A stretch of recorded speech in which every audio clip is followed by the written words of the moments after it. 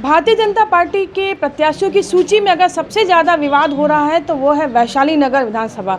रिकेश सिंह को टिकट मिलने के बाद कई विरोध के स्वर मुखर हुए और उनमें से एक और नाम अब जुड़ रहा है छोटेलाल चौधरी का।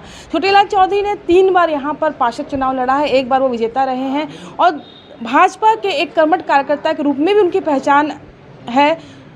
मांझी प्रकोष्ठ के वो यहाँ पर जिलाध्यक्ष भी हैं और साथ में अब चुनाव लड़ने के मूड में है।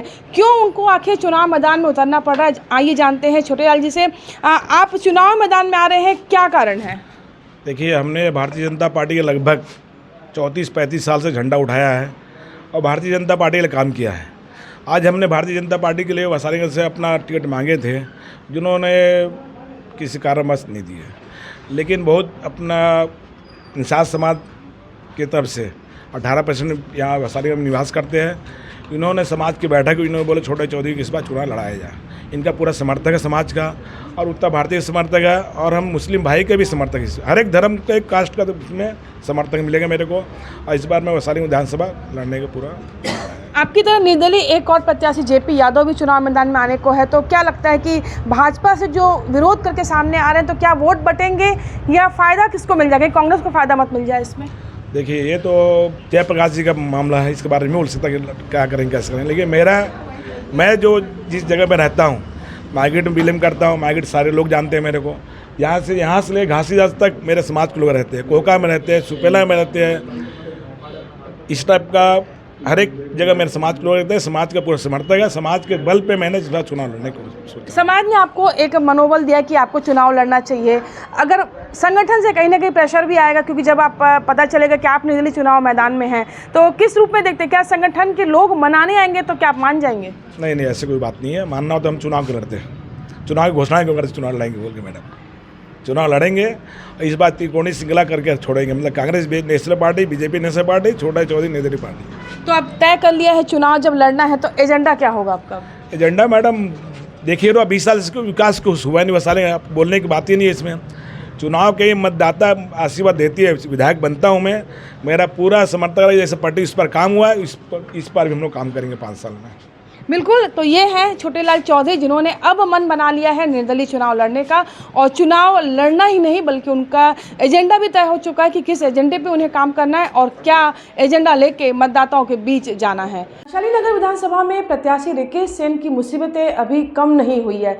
बीच में पार्टी की ओर से टिकट मांगने वाली संगीता शाह के पास लोग पहुंचे थे कि वे निर्दलीय चुनाव लड़े और अब पार्टी के ही कर्मठ कार्यकर्ता और जिला में मंत्री का पद संभाल चुके जेपी यादव उनके विरोध में हो गए हैं। जेपी यादव का कहना है कि उनके अलावा पार्टी किसी को भी टिकट देती वे सपोर्ट करते, लेकिन रिकेश सिंह का यहाँ विरोध है। जेपी यादव ने खुद भी चुनाव लड़ने की इच्छा जताई है, लेकिन क्या कुछ बाहर की बातें हैं और क्या अंदर की बातें, हम खुद जेपी यादव से जानेंगे। किस तरीके के देखते हैं रिकेश सिंह जी को जो टिकट दी? ये जो फैसला है ये हम सब कार्यकर्ताओं को अस्वीकार है। विषय कोई जयप्रकाश यादव का अकेले का नहीं है, ये पूरी पार्टी का विषय है। और जब 1 तारीख को एक न्यूज़ चैनल में सूची लीक हुई थी, उससे लेकर के 9 तारीख तक लगातार भाजपा के सब कार्यकर्ताओं ने, मंडल के अध्यक्षों ने और पूरी पार्टी ने मिलकर के विषय को रखा। यदि ये व्यक्ति अगर आता है तो हम सब इस्तीफ़ा देंगे।